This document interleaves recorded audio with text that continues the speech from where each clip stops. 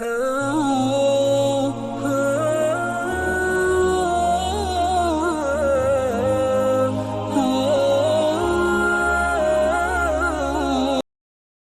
ماؤں کو ذلیل کریں گی تو قیامت ان تلد الامۃ ربتہا، جب ماں کے ساتھ بیٹیاں نوکر جیسا سلوک کریں گی، نوکرانی جیسا سلوک کریں گی تو قیامت کے نکارے پہ چوٹ پڑ کے رہے گی۔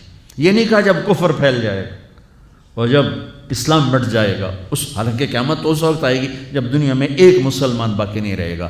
یہ واقعہ کی سنگینی کو بتانے کے لیے فرمایا جب ماؤں کو ذلیل کیا جائے گا قیامت آ جائے گی۔ میرے نبی نے فرمایا عمر تیرے دور میں ایک شخص آئے گا اویس،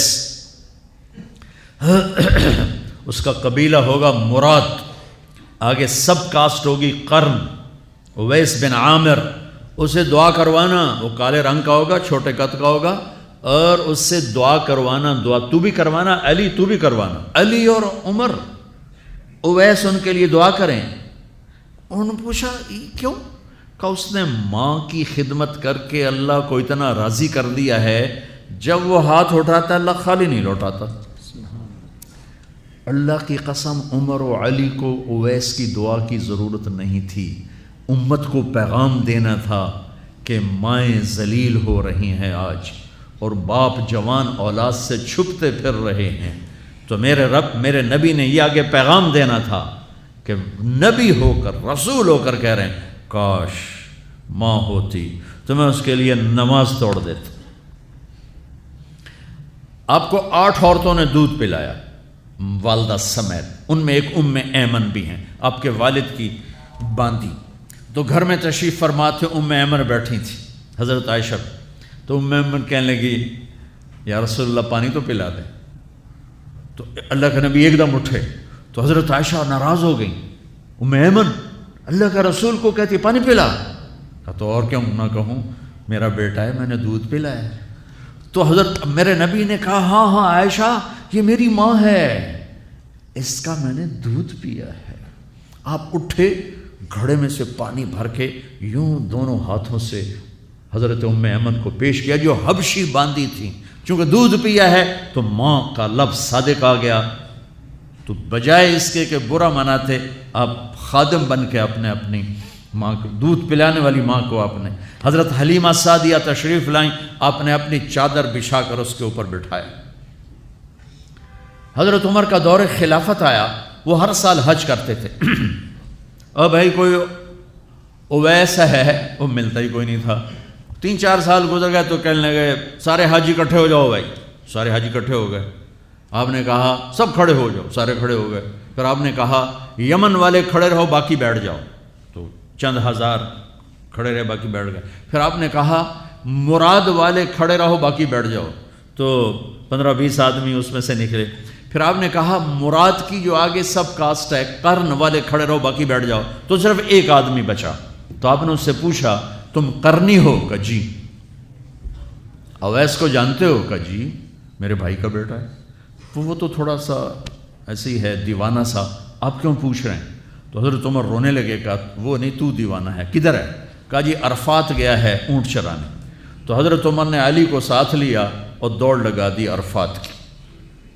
وہاں گئے تو حضرت اویس ایک جھاڑی کے نیچے نماز پڑھ رہے تھے، یہ دونوں حضرات آ کے بیٹھ گئے، انہوں نے محسوس کیا 2 بندے آ گئے، نماز مختصر کر دی۔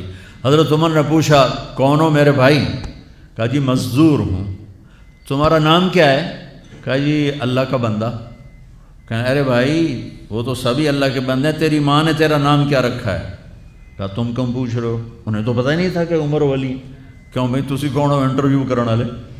تو مولا علی نے کہا یہ ہیں عمر بن خطاب امیر المومنین اور میں ہوں علی بن ابی طالب۔ پھر وہ ہل گئے، کہنے لگی میں معافی چاہتا ہوں، میں پہلی دفعہ آیا ہوں، مجھے تو پتہ ہی کوئی نہیں ہے۔ تو حضرت عمر نے فرمایا تم اویس بن عامر ہو؟ کہ اچھا ہاتھ اٹھاؤ ہمارے لیے دعا کرو۔ وہ کہنے لگے آپ کیا کہہ رہے ہیں، یہ آپ کیا کہہ رہے ہیں، میں آپ کے لیے دعا کروں گا، میری کیا اوقات ہے؟ کہا ہاں ہمیں ہمارے نبی نے فرمایا تھا عمر علی جنت میں تیرا گھر میرے گھر کے سامنے ہوگا۔ اس کے بعد کسی کی دعا کی ضرورت ہے؟ عمر، میں نے جنت میں محل دیکھا، میں نے پوچھا کس کا ہے؟ مجھے کہا گیا قریشی کا ہے، میں سمجھا میرا ہے، جانے لگا تو کہا گیا عمر بن خطاب کا ہے۔ ان کو اویس کی دعا کی ضرورت ہے؟ میدان عرفات میں 1.25 لاکھ صحابہ کے ساتھ آپ اونٹ پہ تشریف فرما ہیں، اونٹنی پر، تو آپ نے فرمایا اس وقت میرا اللہ میرے صحابہ پہ فخر کر رہا ہے اور عمر پہ خاص طور پہ فخر فرما رہا ہے۔ ہمیں پیغام دینا تھا، آنے والے زمانوں میں یہ ہونا تھا۔ سبحان اللہ۔ امام ابو حنیفہ کا نام تو سب کو معلوم ہے نا۔ ایک اور عالم بتاتا ہوں، عبد الرحمن بن ابی لیلہ، ان میں علمی کھٹ بڑھ تھی بہت زیادہ، آپس میں بنتی نہیں تھی۔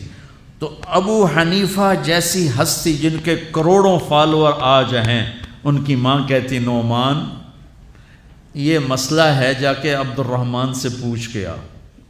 زندگی میں ایک دفعہ نہیں کہا ماں جی میں اس کو بڑا عالم ہے میرے کو پوچھ لو، کہا اچھا ماں جی، اپنی چادر اٹھاتے اور پہنچ جاتے، دروازے پہ دستک دے کے بھائی مجھے میری اماں نے بھیجا ہے، آپ اس پہ فتویٰ، حالانکہ ان کی اپنی رائے اس کے خلاف ہوتی تھی، لیکن ماں کے احترام میں جا کر ان سے مسئلہ پوچھتے جن سے روزانہ مناظرہ ہوتا تھا، روزانہ کھٹ پٹ ہوتی تھی علمی، ماں نے کہہ دیا جا کر ان سے پوچھ کے آتے تھے، اپنی اتنی بڑی علمی قدر و منزلت کو ایک طرف رکھ دیتے تھے، نہیں میری ماں نے مجھے کہا ہے۔ تو آپ سب نوجوان ہو، ماں باپ زندہ ہیں تو ان کی دعا لو، آہ نہ لو، دعا لو۔ مجھے یاد آیا میرے والد رحمۃ اللہ علیہ کا ایک دفعہ مجھے خط آیا کہ جب پیسے ختم ہوتے ہیں اسی وقت ہی تمہارا خط آتا ہے کہ پیسے بھیج دو، کبھی آگے پیچھے بھی بتا دیا کرو زندہ ہیں کہ مردہ ہیں۔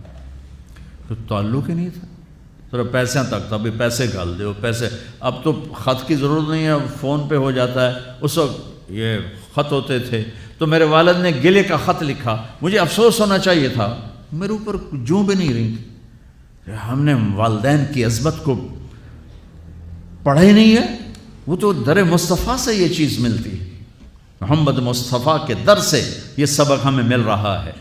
رقم بھیجنے کے لیے وزٹ کریں ہماری ویب سائٹ یا براہ راست بینک اکاؤنٹ میں ٹرانسفر کریں۔